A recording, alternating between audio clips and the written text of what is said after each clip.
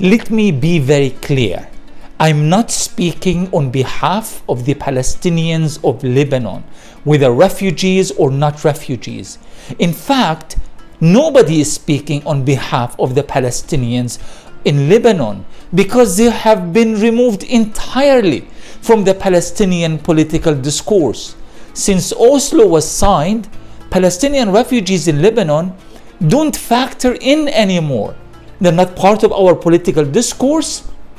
They are not part of our conversations. They are hardly presented in our conferences. Why is this the case? Today in Lebanon, 5 Palestinians were killed in the Ain Al-Hilweh clashes. I noticed in one news reports they refer to Ain Al-Hilweh as a lawless refugee camp. Lawless refugee camp. As if the term lawless is something that we Palestinians have invented in Lebanon. In actuality, this so-called lawlessness was done by design to drive the Palestinians out of Lebanon. But we Palestinians are to blame for so much of this. I am a refugee from Gaza, and I am constantly fighting for the right of Palestinian refugees in Gaza and the rest of Palestine. But I have to tell you the truth. Throughout all of my writings, research, books, interviews, and travels, I rarely run into that component of the Palestinian political discourse, the one coming from Lebanon.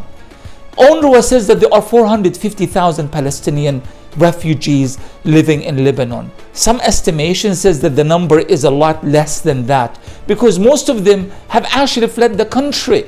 Most of those who die in boats that capsize in the Mediterranean, they actually come from Lebanon.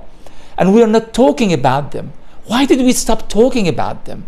Is it because Oslo told us this is an issue to be left for the final status negotiations, which never really happened in the first place? Therefore, they are not deserving of any attention or not deserving to be part of the discussion on Palestine? If we want to restore the Palestinian discourse, we have to restore the Palestinian body politic. It means that the hundreds of thousands of Palestinians who live in Lebanon have to factor in as the backbone of the discussion on Palestine, on the Nakba, on the right of return. And we can't think of them in terms of cliches and slogans. They are people who deserve dignity, jobs, basic human rights, the rights to have an actual functioning travel document, the right to travel, the right to live in peace and security and dignity until they go home where they belong, and that is historic Palestine. So please do not wait for some clashes reported in Al Jazeera or anywhere else to think and remember the Palestinian refugees of Lebanon. If you care about Palestine, you have to care about them as well. Thank you for listening.